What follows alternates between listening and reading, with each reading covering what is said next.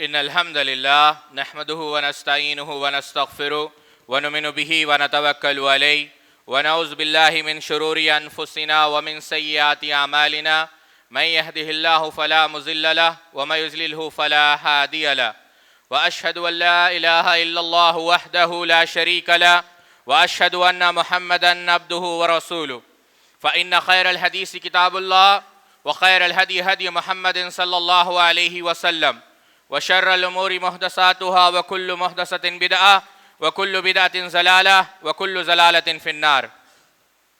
قال الله تبارك وتعالى في القرآن المجيد والفرقان الحميد بعد أن أقول أعوذ بالله السميع العليم من الشيطان الرجيم من همزه ونفخه ونفثه. يا أيها الناس اتقوا ربكم الذي خلقكم من نفس واحدة وخلق منها زوجها وبث منهما رجالا كثيرا ونساء واتقوا الله الذي تساءلون به والأرحام إن الله كان عليكم رقيبا. يا أيها الذين آمنوا اتقوا الله حق تقاته ولا تموتن إلا وأنتم مسلمون. يا أيها الذين آمنوا اتقوا الله وقولوا قولا سديدا يصلح لكم أعمالكم ويغفر لكم ذنوبكم ومن يطع الله ورسوله فقد فاز فوزا عظيما. الحمد لله خالق الوجود من العدم الذي علم بالقلم علم الإنسان ما لم يعلم والصلاة والسلام على سيد الأشرف الأنبياء المرسلين نبينا محمد وعلى آله وأصحابه أجمعين. أما بعد سبحانك لا علم لنا إلا ما علمتنا إنك أنت العليم الحكيم. رب اشرح لي صدري ويسر لي أمري واحلل عقدة من لساني يفقهوا قولي. تمام قسم کی تعریف، کبریائی اور بڑائی اللہ رب العزت کے لیے لائق و زیبا ہے، اور لاکھوں نہیں کروڑوں درود و سلام ہو تمام انبیاء اکرام پر، خصوصاً اللہ کے رسول صلی اللہ علیہ وسلم پر. اس سے قبل کہ میں آج کے خطبے کی ابتدا کروں، امام ترمذی رحمہ اللہ اپنی سنن کے اندر نقل کرتے ہیں، اور یہی بات عبداللہ ابن مسعود سے بھی، عبداللہ ابن عمر سے بھی، بلکہ شیخ البانی رحمہ اللہ نے سلسلۃ احادیث الصحیحہ کے اندر متعدد آثار اس موضوع پر نقل کیے. اور وہ یہ ہے کہ صحابہ رضوان اللہ تعالی مجمعین جب اللہ کے رسول صلی اللہ علیہ وسلم ممبر پر تشریف لے جاتے تو اپنا چہرہ اللہ کے رسول صلی اللہ علیہ وسلم کی طرف رخ فرمایا کرتے تھے. تو یہ ایک اہم سنت ہے یا صحابہ کا طریقہ ہے کہ جب کبھی آپ خطبہ سنیں تو کوشش کریں کہ اپنے چہرے کا رخ خطیب کی طرف رکھیں. دوسری بات جو سلسلہ ہدی و نور کے اندر شیخ البانی رحمہ اللہ نے ذکر کی کہ مجلس کے آداب میں سے ایک یہ ادب ہے کہ بکھر کر نہ بیٹھا جائے، سمیٹ کر بیٹھا جائے. امام ابن جوزی رحمۃ اللہ علیہ میں بلا کسی تمہید کے صفت الصفوہ کے اندر نقل کرتے ہیں کہ معلنی رحمہ اللہ کہتے ہیں کہ ایک دفعہ میں تہیہ کے پاس گیا. یہ تہیہ کون ہے؟ ایک خاتون ہے، اور وہ دعا کر رہی ہے یا من یحبہ احبہ، کہ اے وہ ذات جو مجھ سے محبت کرتی ہے میں بھی تجھ سے محبت کرتا ہوں، میں بھی تجھ سے محبت کرتی ہوں. اس وقت سائل نے پوچھا کہ یہ تو بات مسلم ہے کہ تم اللہ رب العزت سے محبت کرتے ہو، لیکن یہ بات تم کو کیسے پتہ چلی کہ اللہ رب العزت تم سے محبت کرتا ہے؟ واقعہ طویل ہے، بتانا مقصد یہ ہے کہ کمال یہ نہیں کہ انسان اللہ رب العزت سے محبت کرے، مومن کا کمال تو یہ ہے کہ اللہ رب العزت مومن سے محبت کرے. اور وہ ایمان یا بالفاظ دیگر اللہ رب العزت کی محبت انسان کو کب حاصل ہوتی ہے، یہ سوال ہے. اللہ کے رسول صلی اللہ علیہ وسلم نے خود فرمایا لا یؤمن احدکم حتی یکون احب الیہ من والدہ وولدہ والناس اجمعین وفی روایت اخری حتی تباء ہواء لما جئت بہ، کہ کوئی شخص اس وقت تک مومن نہیں ہو سکتا جب تک ہر چیز سے زیادہ، مال سے زیادہ، اہل و عیال سے زیادہ، اپنی ہوا سے، خواہشات سے زیادہ مجھ سے یعنی اللہ کے رسول صلی اللہ علیہ وسلم سے محبت نہ کرے. سہل بن عبداللہ التستری رحمہ اللہ اسی کی تفسیر میں ایک لطیف نقطہ بیان کرتے ہیں، لیکن اس سے قبل کہ وہ نقطہ ہم آپ کے سامنے پیش کریں، اللہ رب العزت نے خود متعدد مقامات پر اس مسئلے کو واضح کیا ہے. کہیں پر اللہ رب العزت نے یہ کہا یا ایھا الذین آمنوا اطیعوا اللہ واطیعوا الرسول واولی الامر منکم فإن تنازعتم فی شیء فردوہ الی اللہ والرسول ان کنتم تؤمنون باللہ والیوم الآخر ذلک خیر واحسن تأویلا، کہ اگر تم چاہتے ہو کہ اللہ رب العزت تمہیں حکم دیا گیا ہے کہ اللہ کی اطاعت کرو، اللہ کے رسول کی اطاعت کرو. جب اختلاف ہو جائے تو تم اس اختلاف میں بھی تمہیں چاہیے کہ اللہ کے رسول صلی اللہ علیہ وسلم کی طرف رجوع کیا جائے، اللہ کی کتاب کی طرف رجوع کیا جائے. بلکہ آپ اس سے اندازہ کریں فَلَا وَرَبِّكَ لَا يُؤْمِنُونَ حَتَّى يُحَكِّمُوكَ فِي مَا شَجَرَ بَيْنَهُمْ ثُمَّ لَا يَجِدُوا فِي أَنفُسِهِمْ حَرَجًا مِّمَّا قَضَيْتَ وَيُسَلِّمُوا تَسْلِيمًا. اللہ رب العزت نے خود اپنی ذات کی قسم اٹھا کر یہ بات کہی کہ ہم اس شخص کو مومن تسلیم نہیں کرتے جو اللہ کے رسول صلی اللہ علیہ وسلم کو فیصل تسلیم نہیں کرتا. بلکہ اللہ کے رسول صلی اللہ علیہ وسلم کی شان میں اللہ رب العزت نے کیا کہا؟ وَمَا آتَاكُمُ الرَّسُولُ فَخُذُوهُ وَمَا نَهَاكُمْ عَنْهُ فَانْتَهُوا وَاتَّقُوا اللَّهَ إِنَّ اللَّهَ شَدِيدُ الْعِقَابِ. یہ جو رسول تم کو دے دے اس کو تم لے لو، جس سے وہ منع کر دے اس سے تم منع ہو جاؤ، اسی میں تمہارے لیے کامیابی ہے. خطبہ مسنونہ آپ نے سنا اللہ رب العزت کیا کہتا ہے؟ یا ایھا الذین آمنوا اتقوا اللہ وقولوا قولا سدیدا یصلح لکم اعمالکم ویغفر لکم ذنوبکم ومن یطع اللہ ورسولہ فقد فاز فوزا عظیما. اللہ کے رسول صلی اللہ علیہ وسلم کی اطاعت میں اور جو اس راستے سے ہٹ جائے وَمَا كَانَ لِمُؤْمِنٍ وَلَا مُؤْمِنَةٍ إِذَا قَضَى اللَّهُ وَرَسُولُهُ أَمْرًا أَن يَكُونَ لَهُمُ الْخِيَرَةُ مِنْ أَمْرِهِمْ وَمَن يَعْصِ اللَّهَ وَرَسُولَهُ فَقَدْ ضَلَّ ضَلَالًا مُبِينًا. وہ کھلی گمراہی میں ہے جو اللہ کے رسول صلی اللہ علیہ وسلم کی اطاعت نہیں کرتا. یا ایھا الذین آمنوا لا تقدموا بین یدی اللہ والرسول. اللہ اور اس کے رسول سے آگے بڑھنے کی اجازت کسی مسلمان کو نہیں. اب سوال یہاں پر یہ پیدا ہوتا ہے کہ اللہ کے رسول صلی اللہ علیہ وسلم کی محبت کا ایک اہم تقاضا قل ان کنتم تحبون اللہ فاتبعونی یحببکم اللہ ویغفر لکم ذنوبکم واللہ غفور الرحیم، کہ تم اگر میری محبت چاہتے ہو تو تمہیں چاہیے کہ اللہ کے رسول صلی اللہ علیہ وسلم کی اتباع کرو. امام احمد ابن حنبل رحمۃ اللہ علیہ، امام ابو نعیم رحمۃ اللہ علیہ، متعدد محدثین نے اس بات کو نقل کیا. سہل بن عبداللہ التستری رحمہ اللہ فرماتے ہیں لم یؤمن بالرسول، کوئی اللہ کے رسول صلی اللہ علیہ وسلم پر ایمان نہیں لا سکتا، آپ صلی اللہ علیہ وسلم سے محبت نہیں کر سکتا جب تک من لا یعقر اصحابہ، کہ جب تک صحابہ کرام رضوان اللہ تعالی اجمعین کی توقیر نہ کرے. اللہ رب العزت نے کہیں پر صحابہ کے منہج کو بیان کیا. سورہ فاتحہ کو آپ لے لیں، صراط الذین انعمت علیہم ومن یطع اللہ ورسولہ فاولئک مع الذین انعم اللہ علیہم من النبیین والصدیقین والشہداء والصالحین. پہلی آیت کے اندر اللہ رب العزت اس بات کی تلقین کر رہا ہے کہ اگر انعام یافتہ ہونا چاہتے ہو تو تمہیں چاہیے کہ صحابہ کے طریقے، صحابہ کے نقش قدم پر تم چلو. کہیں اللہ رب العزت نے صحابہ کی مغفرت کا ذکر کیا ہے کہ ہم نے ان کو معاف کر دیا ہے. والسابقون الاولون من المہاجرین والانصار والذین اتبعوهم بإحسان رضی اللہ عنہم ورضوا عنہ وأعد لهم جنات تجری تحتها الانہار خالدین فیہ ابدا ذلک فوز العظیم. کہیں اللہ رب العزت نے صحابہ کی رضا کا ذکر کیا ہے کہ ہم صحابہ سے راضی ہے، صحابہ ہم سے راضی ہے. بعض جہلا جو پڑھے لکھے نہیں ہیں، دین کے دال سے تک ناواقف ہے، وہ کہتے ہیں کہ یہ تو دعا کے نہیں، یہ جملہ قبریہ ہے، اس میں قبر دی جا رہی ہے کہ ہم صحابہ رضوان اللہ تعالی اجمعین سے راضی ہے. کہیں پر صحابہ کے رشد کو ذکر کیا گیا ہے. رشد کا معنی کیا ہے؟ رشد کا یہ معنی نہیں کہ کوئی ایمان لائے 2 دن میں پلٹ جائے، نعوذ باللہ من ذالک، بعد میں مرتد ہو جائے. نہیں، رشد کا معنی یہ ہے کہ ایسے شخص کو راشد کہا جاتا ہے جو ایمان لانے کے بعد صراط مستقیم سے کبھی بھٹکتا نہیں. اللہ رب العزت اس کو موت بھی دیتا ہے تو ایمان پر دیتا ہے. اللہ نے انہی صحابہ کے متعلق کہا کہ اولئک ھم الراشدون، کہ ہم ان کی گواہی دیتے ہیں کہ ہدایت یافتہ ہے اور راشد ہے.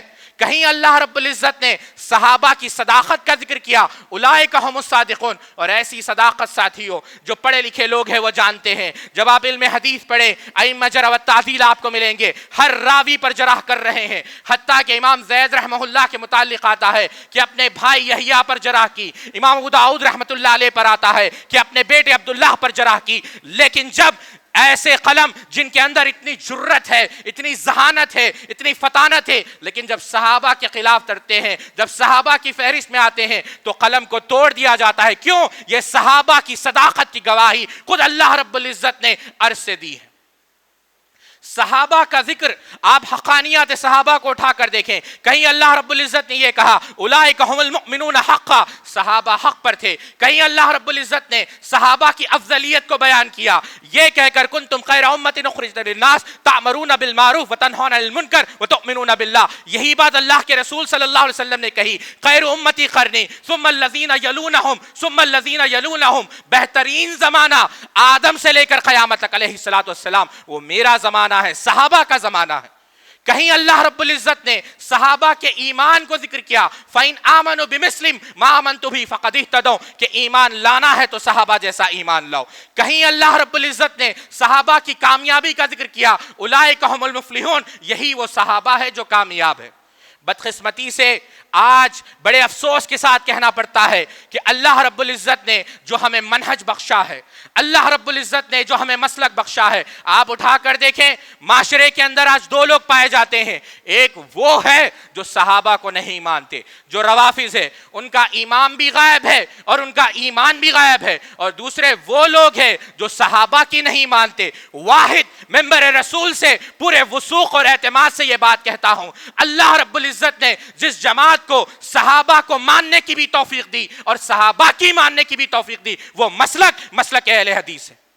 آپ اٹھا کر دیکھیں، کہیں پر کسی کی نمازیں دیکھیں، حسن بصری رحمہ اللہ کہتے ہیں، امام بخاری رحمت اللہ علیہ جز الرفیدین کے اندر نقل کرتے ہیں، صحابہ رفیدین کیا کرتے تھے۔ عطا ابن ابی رباح کہتے ہیں صحابہ آمین کہا کرتے تھے۔ طاؤس کہتے ہیں صحابہ سینے پر ہاتھ باندھتے تھے۔ ارے یہ تو مسائل ہے، آپ عقائد اٹھا کر دیکھیں، صحابہ کا یہ عقیدہ ہے کہ اللہ کے علاوہ تلک من انباء الغیب نوحیھا الیک ما کنت تعلمھا انت ولا قومک من قبل ھذا، اللہ کے علاوہ کوئی غیب جانتا نہیں، انبیاء بشر ہے، قل انما انا بشر مثلکم یوحا الی انما الہکم الہ واحد۔ صحابہ کا عقیدہ وہی، ہمارے وہی عقائد ہے جو صحابہ کے عقائد تھے، لیکن آج ہم اسی صحابہ کے دفاع سے دور ہے۔ ضروری ہے آپ 15 صدیوں کی تاریخ اٹھا کر دیکھیں، وقت بہت کم ہے، ہمیشہ صحابہ کا دفاع کرنے والے، صحابہ سے محبت کرنے والے، صحابہ کا پرچم بلند کرنے والے، اللہ رب العزت نے کسی جماعت کو یہ شرف اور سعادت بخشی ہے تو وہ مسلک اہل حدیث ہے۔ آپ پہلی صدی کو اٹھائیں، دفاع صحابہ کا دفاع کرنا، آج بدقسمتی سے دیکھا جا رہا ہے کہ نوجوان جو علماء سے دور ہے، منہج سلف سے واقفیت نہیں رکھتے، ایسے لوگوں کو سنتے ہیں جن کی وجہ سے صحابہ سے بدظن ہو رہے ہیں۔ یہ ایک بہت بڑی خرابی ہے، بلکہ بسا اوقات یہ بھی خدشہ ہے کہیں اللہ رب العزت اس کو ایمان سے محروم نہ کر دے۔ تو آج کے دور میں اللہ نے اگر آپ کو مال دیا ہے، اللہ نے آپ کو علم دیا ہے، اللہ نے آپ کو وقت دیا ہے، تو آپ کی ایک اہم ذمہ داری یہ ہے کہ اپنی جان سے، اپنی متاع سے آپ کوشش کریں کہ صحابہ کا دفاع کریں، کیونکہ صحابہ کا دفاع کرنا خدا نے صحابہ کا دفاع کیا ہے۔ آپ اٹھائیں امام سیوطی کی کتاب، بلکہ امام سیوطی نے یہ دعویٰ کیا ہے الحبل الوثیق فی نصرت صدیق کے اندر کہ پورا سورۃ اللیل سیدنا ابوبکر صدیق کی دفاع میں نازل ہوا ہے۔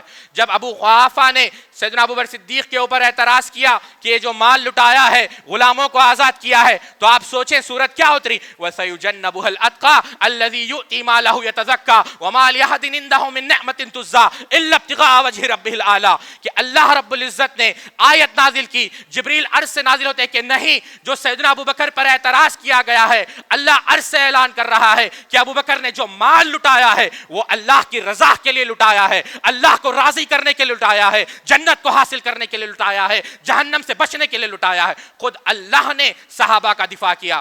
اللہ کے رسول صلی اللہ علیہ وسلم نے کیا کہا، امام طبرانی رحمت اللہ علیہ معجم الاوسط کے اندر نقل کرتے ہیں، سیدنا ثوبان رضی اللہ عنہ راوی ہے، اذا ذکر اصحابی فامسکوا، کہ جب صحابہ کا ذکر ہو تمہیں چاہیے کہ تم خاموش ہو جاؤ، اپنی زبان کو لگام دو، بلکہ اللہ کے رسول جو رحمت للعالمین ہے، وما ارسلناک الا رحمت للعالمین، آپ نے کہا لعن اللہ، اللہ کی لعنت ہو اس شخص پر جو میرے صحابہ پر سب و شتم کرتا ہے۔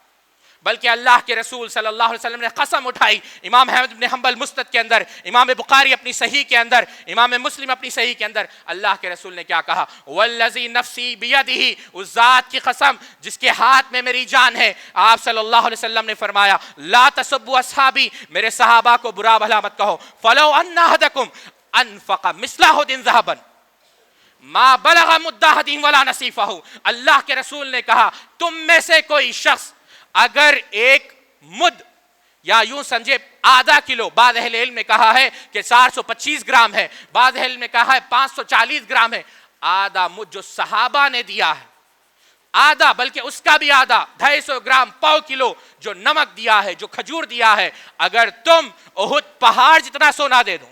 بلکہ ابن حجر اسقلانی نے فتح الباری میں امام برقانی رحمہ اللہ کے حوالے سے ایک اور حدیث نقل کی ہے جس کے اندر الفاظ آتے ہیں کل یومن، اگر تم ہر روز، ایک دن نہیں زندگی میں، ہر روز احد پہاڑ جتنا سونا دو. آج اس جدید دور میں آلات کی اتنی وسعت کے باوجود یہ ناممکن ہے کہ احد کے پہاڑ کو، یا کم از کم محل نظر ہے کہ احد کے پہاڑ کو تولا جائے. آپ سوچیں، اشارہ اس بات کی طرف ہے جس طرح احد پہاڑ کو تولا، وہ جو بحر ہے، وہ جو عمیق ہے، اس کو سمجھا نہیں جا سکتا، اس کے وزن کا ادراک نہیں کیا جا سکتا، صحابہ کے مقام کا بھی ادراک نہیں کیا جا سکتا. اللہ کے رسول صلی اللہ علیہ وسلم صحابہ کو آپ دیکھیں. امام قاضی یاد رحمہ اللہ کتاب الشفا کے اندر نقل کرتے ہیں مقداد ابن اسود رضی اللہ تعالیٰ عنہ اور عبیداللہ بن عمر. کون ہے عبیداللہ بن عمر؟ یہ وہ عبیداللہ بن عمر ہے جو امیر المؤمنین عمر بن خطاب کے بیٹے ہیں. مقداد بن اسود کو گالی دیتے ہیں. سیدنا عمر ابن خطاب رضی اللہ تعالیٰ عنہ یہ فیصلہ جاری کرتے ہیں کہ عبیداللہ جو میرا فرزند ہے اس کی زبان کاٹ دی جائے تاکہ قیامت تک یہ ضابطہ بن جائے کہ جو صحابہ کے خلاف بولے گا اس کی زبان کاٹ دی جائے. پھر صحابہ نے آ کر سفارش کی، تب جا کر مسئلہ حل ہوا. تو پہلی صدی سے لے کر سعید بن مسیب رحمۃ اللہ علیہ نے تو امام زہری کو یہاں تک کہا، امام نے کثیر البدایہ والنہایہ کے اندر نقل کرتے ہیں کہ اے زہری تم اس بات کی گواہی دو توحید کے بعد کہ خلفاء الراشدین حق پر ہے، عشر مبشرہ جنت میں ہے، امام سیدنا معاویہ رضی اللہ عنہ کی رحمت کے لیے دعا کرو. تو کیا ہوگا؟ اللہ رب العزت بغیر حساب و کتاب کے تمہیں جنت میں داخل کر دے گا. کان حقا علی اللہ، یہ تمہارا حق ہے اللہ کے اوپر کہ بغیر مناقشے کے اللہ رب العزت تمہیں جنت میں داخلہ دے دے. آج ضرورت ہے اس بات کی کہ صحابہ کی معرفت حاصل کی جائے. امام احمد ابن حنبل رحمۃ اللہ علیہ کتاب العلل و معرفت الرجال کے اندر نقل کرتے ہیں، مسروق ابن اجدہ بیان کرتے ہیں کہ حب ابا بکر حب ابی بکر و عمر ومعرفت فضلہما من السنہ، کہ صحابہ کی خاص کر شیخین کریمین کی معرفت حاصل کرنا، ان کے فضائل کو پڑھنا یہ سنت میں سے ہے. تو یہ بات طلبہ لے کر حسن بصری رحمہ اللہ کے پاس جاتے ہیں اور حسن بصری طواف کر رہے ہیں، پوچھتے ہیں کہ مسروق رحمہ اللہ نے یہ بات کہی کہ یہ سنت میں سے ہے کہ صحابہ کی معرفت حاصل کی جائے، صحابہ کی فضیلت کے تعلیمات دیے جائے. کہا نہیں، یہ سنت نہیں ہے، فریضہ، یہ فرض ہے ہر مسلمان کے اوپر کہ صحابہ کی معرفت حاصل کی جائے. پہلی صدی اٹھا کر دیکھ لے آپ، پہلی صدی سے ہی صحابہ کا دفاع چلا آ رہا ہے. دوسری صدی میں آ جائے آپ، عبداللہ مبارک رحمۃ اللہ علیہ سے کسی نے پوچھا کہ عمر بن عبدالعزیز افضل ہے یا سیدنا معاویہ؟ کیا کہا؟ واللہ، غبار کا ذکر کیا. غبار کہتے ہیں دھول کو. غبار، وہ غبار دخل فی انف فرس معاویہ تھا مع رسول اللہ صلی اللہ علیہ وسلم. تم کیا تقابلہ کر رہے ہو؟ سیدنا معاویہ کے گھوڑے میں جو غبار جو گھوڑے کی ناک میں داخل ہو جائے، وہ غبار سیدنا عمر بن عبدالعزیز، ہزار سیدنا عمر بن عبدالعزیز سے زیادہ افضل ہے. تم کیا بیان کرتے ہو کہ معاویہ وہ ہے کہ اللہ کے رسول صلی اللہ علیہ وسلم امام ہے اور امام معاویہ سیدنا معاویہ رضی اللہ پیچھے نماز پڑھ رہے ہیں؟ اس سے بڑا شرف کیا ہو سکتا ہے؟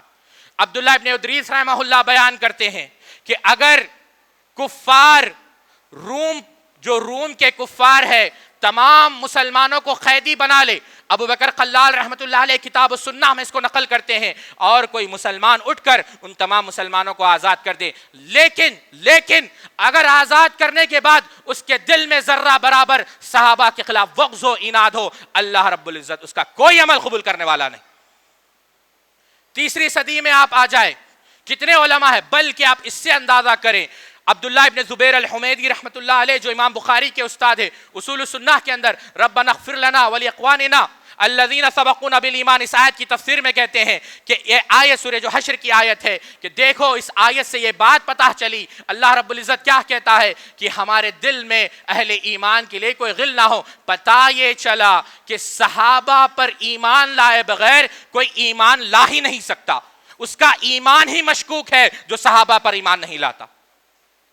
بلکہ تیسری صدی کے اندر آپ اٹھائیں، آپ تمام کتب ستہ اٹھا کر دیکھیں، چاہے وہ بخاری ہو، مسلم ہو، ترمذی ہو، جہاں پر کتاب الایمان کا ذکر آتا ہے محدثین صحابہ کے باب کو لاتے ہیں یہ بتانے کے لیے کہ ایمان کی علامت میں سے ایک بڑی علامت یہ ہے کہ انسان صحابہ سے محبت کرے۔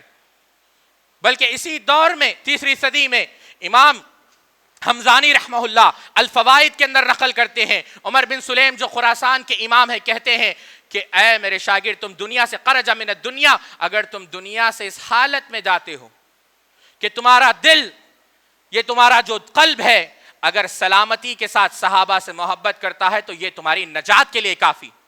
اور دلیل قرآن مجید کی یہی آیت پڑھی، قل ان کنتم تحبون اللہ فاتبعونی یحببکم اللہ ویغفر لکم ذنوبکم واللہ غفور الرحیم، کہ اگر اللہ کے رسول سے محبت کرنا ہے تو پھر اللہ ہر اس چیز سے محبت کرنا پڑے گا جس سے اللہ کے رسول محبت کرتے ہیں۔ تو پتہ یہ چلا کہ اللہ کے رسول صحابہ سے محبت کرتے ہیں، تو تمہیں بھی چاہیے کہ تم صحابہ سے محبت کرو۔ یہ آیت کی تفسیر جب ابو بکر نیسابوری رحمہ اللہ کے پاس، احمد نیسابوری کے پاس پہنچی، انہوں نے اس آیت کو، اس بار کو 100 بار املا کروایا کہ ہاں بڑا لطیف استدلال ہے۔ یہی ابن معین رحمت اللہ علیہ نے کہا جو صحابہ کے خلاف بھوکے سمجھ جاؤ کہ وہ دجال ہے، اس سے دور ہو جاؤ۔ آپ 4 صدی میں آ جائے، امام طبرانی رحمت اللہ علیہ، امام عقیلی رحمت اللہ علیہ، ابن مندہ رحمت اللہ علیہ، ابن حبان رحمت اللہ علیہ، اللہ اکبر کبیرہ، ابن حبان رحمت اللہ علیہ نے بڑی لطیف بات کہی، آپ اٹھائیں کتاب المجروحین، اس کے اندر کہتے ہیں کہ یہ اللہ کا انتخاب ہے۔ کیا معنی؟ عبداللہ ابن مسعود رضی اللہ تعالیٰ عنہ نے کہا ان اللہ نظر فی قلوب العباد، کہ اللہ تعالیٰ نے بندوں کے دلوں کو دیکھا، اس پر نظر کی، اور اللہ کے رسول صلی اللہ علیہ وسلم کا جو دل تھا تمام کائنات کے دلوں سے سب سے زیادہ افضل تھا، اسی لیے فاصطفاه لنفسه وابتعثه بالرسالة، اللہ رب العزت نے آپ صلی اللہ علیہ وسلم کے دل کو چن لیا، کس کے لیے؟ رسالت کے لیے۔ اب آپ دیکھیں یہاں پر اللہ رب العزت نے جو قرآن اللہ کے رسول صلی اللہ علیہ وسلم کو عطا کی، اگر اس سے بہتر کوئی کتاب ہوتی اللہ رب العزت وہ کتاب عطا کرتا۔ اللہ رب العزت نے جو شریعت اللہ کے رسول صلی اللہ علیہ وسلم کو عطا کی، اگر اس سے بہتر کوئی شریعت ہوتی اللہ رب العزت وہ شریعت عطا کرتا۔ اللہ رب العزت نے جو سیرت اور اخلاق اللہ کے رسول صلی اللہ علیہ وسلم کو عطا کی، اگر اس سے بہتر کوئی سیرت ہوتی اللہ رب العزت وہ عطا کرتا۔ اللہ رب العزت نے جو شہر اللہ کے رسول صلی اللہ علیہ وسلم کو عطا کیے، اگر اس سے بہتر کوئی شہر ہوتے اللہ رب العزت وہ شہر اللہ کے رسول کو عطا کرتا۔ پتہ یہ چلا کہ جو کچھ بھی اللہ رب العزت نے اللہ کے رسول صلی اللہ علیہ وسلم کو عطا کیا ہے وہ غیر معمولی، افضل، اعلیٰ اور اکرم ہے۔ تو نقطہ یہ پتہ چلا کہ اللہ رب العزت نے جو صحابہ اللہ کے رسول صلی اللہ علیہ وسلم کو عطا کیے، کائنات کے اندر ان سے بڑھ کر کوئی جماعت، کوئی مخلوق نہیں ہے، اگر ہوتی تو اللہ رب العزت وہ صحابہ ان کو عطا کرتا۔ بتانا مقصد یہ ہے، 5ویں صدی میں آپ آ جائیں، امام بہقی رحمت اللہ علیہ، ابن حزم رحمت اللہ علیہ، ابن عبد البر رحمت اللہ علیہ، ابن عبد البر نے تو یہاں تک کہا کہ یہ صحابہ وہ ہے جو تواتر کے ساتھ یہ دین کے راوی ہے، بلکہ یہ گواہان نبوت ہے۔ کیا معنی؟ اللہ رب العزت نے کہا محمد الرسول اللہ والذین معہ اشداء علی الکفار رحماء بینہم تراہم رکعا سجدا یبتغون فضلا من اللہ رضوانا سیماہم فی وجوہہم من اثر السجود ذالک مثلہم فی التوراۃ ومثلہم فی الانجیل۔ محمد الرسول اللہ یہ دعویٰ ہے، کسی نے خدا کو نہیں دیکھا، لیکن کیونکہ اللہ کے رسول صلی اللہ علیہ وسلم نے کہا، اللہ کے رسول صلی اللہ علیہ وسلم الصادق المصدوق ہے، خبر دے رہے ہیں، ہم آپ علیہ السلام کی خبر پر ایمان لا کر اللہ کی توحید کی گواہی دے رہے۔ اور محمد الرسول اللہ دعویٰ ہے، اور دعوے کی دلیل والذین معہ صحابہ ہے۔ پتہ یہ چلا کہ اللہ کی الوہیت کا مقدمہ محمد کی رسالت کی گواہی پر کھڑا ہے، اور محمد کی رسالت کا مقدمہ صحابہ کی عدالت پر کھڑا ہے صلی اللہ علیہ وسلم۔ جو صحابہ کو نہیں مانتا وہ اللہ کے رسول کو نہیں مان سکتا، اور جو اللہ کے رسول کو نہیں مانتا وہ خدا کو نہیں مان سکتا۔ آپ 6ویں صدی میں آ جائے، وہاں پر امام نووی رحمت اللہ علیہ موجود ہے، بلکہ قاضی ابن یعلا رحمہ اللہ نے یہاں تک کہا کہ جو صحابہ کو، یہ 6ویں صدی کے ائمہ ہیں، فہرست لمبی ہے، وقت کم ہے میرے پاس، قاضی ابو یعلا کہتے ہیں کہ جن کا صحابہ کے ساتھ تعلق نہیں ان کا اسلام کے ساتھ کوئی تعلق نہیں، اللہ ان کو توبہ کی توفیق نہیں دیتا۔ کیوں ساتھیو؟ انبیاء علیہ السلام اہل سنت والجماعت کا عقیدہ ہے معصوم عن الخطا ہے، گناہ نہیں کرتے. آپ سے گناہ سرزد ہو گیا، آپ نے جھوٹ کہہ دیا، آپ نے شراب پی لی. اب سوال یہاں پر یہ پیدا ہوتا ہے کہ یہ توبہ آپ کریں گے کیسے؟ انبیاء نے تو گناہ کیا ہی نہیں. تو صحابہ مغفور ہے، صحابہ سے اگرچہ گناہ سرزد ہوئے لیکن اللہ رب العزت نے ان کے گناہوں کو معاف کر دیا، اللہ رب العزت نے ان سے جنت کی بشارت دی. توبہ کرنے کا طریقہ، اللہ سے قریب ہونے کا طریقہ، اللہ کے سامنے التجا، عاجزی اور انکساری اختیار کرنے کا منہج اگر کسی نے سکھایا ہے وہ صحابہ نے. جو صحابہ کو مانتا ہی نہیں تو توبہ کا طریقہ سیکھے گا کیسے؟ اور اگر توبہ کا طریقہ سیکھتا نہیں تو توبہ کرے گا کیسے؟ پتہ یہ چلا جو صحابہ کو مانتا نہیں اللہ رب العزت توبہ کی توفیق بھی سے چھین لیتا. 7ویں صدی میں آپ آ جائے، مجد الدین ابن تیمیہ موجود، امام قرطبی موجود، جنہوں نے متعدد مسائل، متعدد کتابیں لکھی اور لکھ کر یہ بات ثابت کیا کہ صحابہ کا مقام، صحابہ کی عظمت یہ اہل سنت والجماعت کا منہج ہے. امام قرطبی نے تو ایک لطیف واقعہ ذکر کیا کہ جب ہم باقر کے پاس لوگ آئے اور صحابہ کو گالی دینے لگے، پوچھا کہ تم مہاجر ہو؟ کہا نہیں. کہا انصاری ہو؟ کہا نہیں. کیا ان سے محبت کرنے والے ہو؟ کہا نہیں. کہا یہ 3 ہی گروہ ہے اللہ رب العزت نے قرآن میں ذکر کیے، والسابقون الاولون من المہاجرین والانصار والذین اتبعوہم بإحسان رضی اللہ عنہم ورضوا عنہ. اگر تم مہاجر نہیں، انصار نہیں اور تم ان پر سب و شتم کر رہے ہو تو تم مومن تو نہیں ہو سکتے، کیونکہ قرآن نے چوتھے گروہ کو بیان کیا ہی نہیں. 8ویں صدی کے اندر اور کوئی معمولی قربانی نہیں دی ساتھی. بس ایک واقعہ رکھ کر میں اپنی بات کو ختم کروں گا، وقت مختصر ہے. امام ابوبکر نابلسی رحمہ اللہ 300، یہی امام دارقطنی، امام طبرانی کے شاگرد ہے. جب فاطمیوں نے، روافض نے، شیعہ نے جب مصر کو فتح کیا تو ابوبکر نابلسی کو بلایا گیا جو اہل سنت کے امام تھے، اور کہا گیا کہ ہم نے یہ سنا ہے، المعید للدین اللہ اس حکمران کا نام تھا، کہا ہم نے یہ سنا ہے کہ تم یہ فتویٰ دیتے ہو کہ اگر 10 تیر ہے تو 9 تیریں روافض کو ماری جائے اور 1 تیر کفار کو مارا جائے. کہا نہیں، میں ایسا فتویٰ نہیں دیتا. تو بادشاہ خوش ہو گیا، سمجھنے لگا کہ اس نے رجوع کر لیا. کہا نہیں، اللہ کی قسم میں یہ فتویٰ دیتا ہوں کہ اگر 10 تیر ہے تو 10 کے 10 تیر صحابہ کے دشمن کو مارے جائیں گے. تو آپ کی چمڑی کو ادھیڑ دیا گیا اور ادھیڑتے ہوئے پوچھا گیا کہ کیا تم اس بات پر راضی ہو کہ ہماری خلافت پر تم بیعت کر لو؟ اور وہ خلافت کیسی؟ فاطمیوں کی، جہاں پر صبح شام تراویح پر پابندی لگا دی گئی، صحابہ پر سب و شتم گیا. تو شاعر کے زبان میں انہوں نے کہا ہوگا، سو میرے غنیم تو جان لے کہ ستم کے شب کو زوال ہے، کہ تیرا ظلم جبر بڑا سہی میرا حوصلہ بھی کمال ہے. لیکن آپ نے وہاں پر جان دے دی لیکن صحابہ کی حرمت کو پامال ہونے نہیں دیا. 8ویں صدی شیخ الاسلام ابن تیمیہ اللہ ان کی قبر پہ کروڑوں رحمتیں فرمائے. آپ دیکھیں جگہ جگہ منہاج السنہ نبویہ آج بھی روافض عاجز ہے اس کا جواب دینے سے. ابن قیم کو اٹھا کر دیکھ لے، ابن کثیر کو اٹھا کر دیکھ لے، ابن رجب کو لے لے، ابن عبد الحادی کو لے لے، بزار کو لے لے. یہ پورے شیخ الاسلام نے تیمیہ کی وہ جماعت ہے جنہوں نے اپنی زندگی صحابہ کے دفاع میں وقف کر دی. 9ویں صدی میں آپ آ جائیں، ابن حجر اسقلانی ہے، زین الدین عراقی ہے، امام بلقینی ہے. یہ کون علماء ہے جنہوں نے صحابہ کا دفاع کیا؟ 10ویں صدی میں آ جائیں، امام سیوطی ہے، امام سخاوی ہے. یہ وہ علماء ہے جنہوں نے اپنی کتابوں میں اس مسئلے کو واضح طور پر رکھا کہ جن کا صحابہ سے تعلق نہیں ان سے ہمارا کوئی تعلق نہیں. 11ویں صدی کے اندر جب بہادر شاہ ظفر نہیں، جب اس نے پابندی لگائی بر صغیر کے اندر کہ صحابہ کے خلاف صحابہ کے نام خطبے میں نہ لیا جائے، اگر لے بھی جائے تو کیا کیا جائے؟ ان پر سب و شتم کیا جائے. یار محمد دوست وہاں پر آئے اور انہوں نے کہا کہ ہم اس بات پر راضی نہیں کہ ہمارے جسم میں خون بہ رہا ہو اور ہماری زبان سے صحابہ کے خلاف کوئی جملہ نکلے. بادشاہ نے، بہادر شاہ اول نے توپ کے سامنے رکھ کر پوچھا اب بتاؤ. کہا کہ زندگی میں 3 ہی خواہش تھی.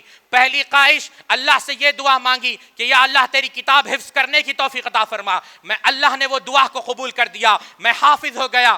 دوسری دعا یہ تھی کہ اللہ کھانے کو کھانا نہیں، چھت نہیں، لیکن پھر بھی تمنا ہے تیرے گھر کی زیارت کروں، حج کروں. اللہ نے وہ دعا بھی قبول فرما دی. اور تیسری دعا، اے بہادر شاہ اول یہ بات سن لے، تیسری دعا یہ تھی کہ اللہ رب العزت مجھے شہادت دے دے. اگر تو مجھے توپ سے اڑا بھی دیتا ہے تو میں یہی سمجھوں گا اللہ رب العزت نے مجھے صحابہ کی حرمت کے لیے قبول کر لیا۔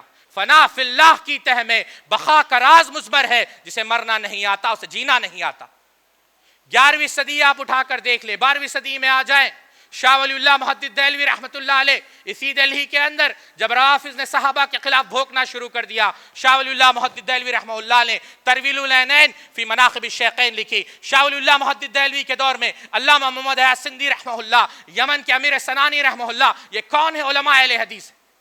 13ویں صدی میں آپ آ جائیں، شاہ اسماعیل شہید رحمۃ اللہ علیہ، شاہ عبدالعزیز محدث دہلوی نے تحفہ اثنا عشریہ لکھا، قاضی شوکانی رحمت اللہ علیہ، یہ کون ہے علماء اہل حدیث ہے۔ پھر 14ویں صدی کا تو کیا کہنا، شیخ الکل فی الکل میاں نذیر حسن محدث دہلوی رحمت اللہ علیہ، صاحب تحفہ علامہ عبد الرحمن مبارک پوری رحمت اللہ علیہ، صاحب عون المعبود علامہ شمس الحق عظیم آبادی رحمت اللہ علیہ، یہ وہ علماء ہے جنہوں نے صحابہ کا دفاع کیا، اور آج 15ویں صدی میں ہم موجود ہیں اور آج بھی علماء موجود ہے۔ تو ہماری ذمہ داری یہ ہے ساتھیوں کہ وقت لگا کر، دولت خرچ کر کر، اس دور میں سب سے بڑی ضرورت میں یہ کہوں گا یہ ہے کہ ہم صحابہ کی فضیلت، امام مالک رحمت اللہ علیہ نے کہا تھا کہ ہم اپنے بچوں کو صحابہ کی محبت، سیدنا ابوبکر اور عمر کی محبت ایسے سکھاتے ہیں جیسے قرآن کا کوئی ہم سورہ سکھاتے ہیں۔